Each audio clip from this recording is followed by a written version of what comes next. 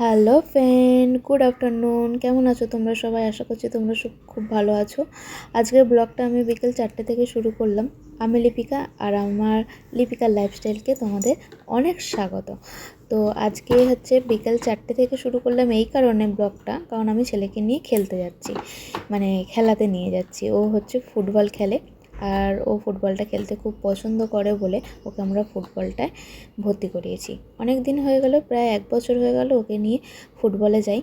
আর এখানে নিয়ে পৌঁছে গেছি, আর ও খেলতে লেগে গেছে।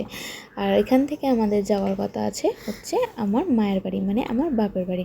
কারণ ওখানে দেখতেই পেয়েছিলে কালকের ব্লগে যে আমার দাদার ছেলের জন্মদিন ছিল, তো ওই জন্য বারবার করে যেতে বলেছিল। সকাল থেকে আমি বলেছিলাম যাব না, কিন্তু তারপরে বললাম না, যাই একটু ঘুরেই আসি, বিকালটা ঘুরেও আসা হবে। তো সেই জন্য একবারে খেলার এখান থেকেই যাওয়ার প্ল্যান আছে।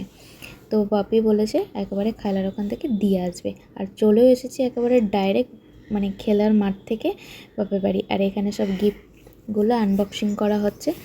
তো আনবক্সিংটা পুরো তোমাদের সাথে শেয়ার করলাম না। আর এই যে দেখো, আমি এখানে একটা জামা ধরে আছি, এই জামাটাও গিফট পেয়েছে। এরকম সেম জামা আমার পাপায়ের আছে, মানে আমার ছেলের। তো সেই জন্যই তোমাদের সাথে শেয়ার করলাম। আর এই দেখো, এই যে গিফটটা খুলেছে, দেখেছো তো? এই গিফটটাই ওকে আবার আজকে দিয়েছে। তোমরা নেক্সট ব্লগে দেখতে পাবে যে ওই গিফটটা আমার ঘরে রয়েছে। সাইকেল।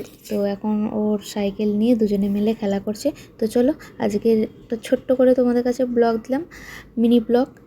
কেমন লাগলো মিনি ব্লগটা তোমরা কমেন্টস করে জানাবে। আর যারা ফেসবুক থেকে দেখছো যারা ফলো করে দেবে, আর যারা ইউটিউব থেকে দেখছো তারা প্লিজ চ্যানেলটাকে সাবস্ক্রাইব করে দেবে।